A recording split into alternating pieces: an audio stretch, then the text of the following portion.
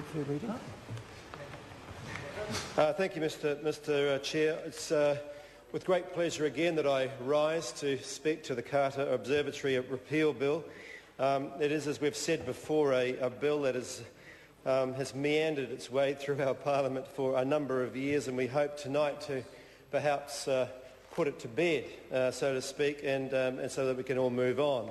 As we know, the work has been ongoing. It's very much the move to the Wellington City Council is already effectively in operation, and so in many ways what we're doing here is simply rubber stamping a situation that is already in existence.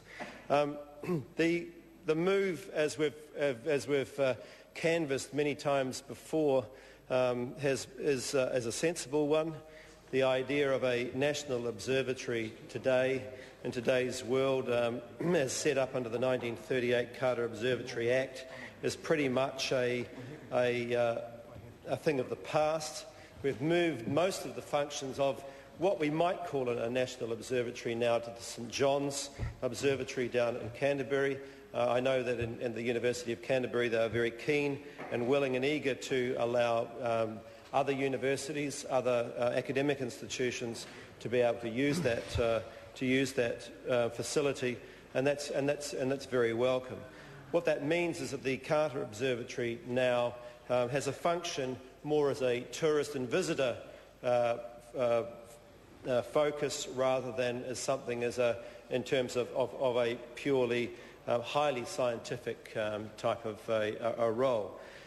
That doesn't necessarily mean, however, that it doesn't obviously have a scientific role. It is an incredibly important role for visitors, for students, for various others that are involved in science to be able to have a focus within the Wellington region to be able to examine the stars and ask those most basic of questions of essentially who are we, how are we here, what's the nature of the universe, things that have been occupying the minds of the human species since sort of time immemorial.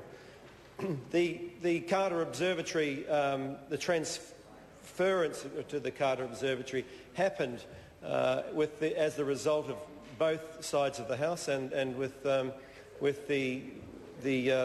support of the Wellington City Council as well. The government of the day in 2008, the Labor government, put in more than $2 million to the upkeep of the Carter Observatory. The Wellington City Council, I understand, is about $1.4 million to be able to that's spent on the observatory. And in a shortfall, my understanding is that Nathan Guy, through the Lotteries Commission, put another $600,000 into making this observatory a real feature of the Wellington city and the Wellington region as a whole. So, Mr. Chair, I think that as we've canvassed the arguments and the various aspects of this, both in select committee, as Colin King knows, and under the leadership of Alan Peachy, we talked about this at some length. We did invite some submissions. We got 3 submissions in. The submissions really, in many ways, were to make sure that what we were doing was both robust and the right way to proceed.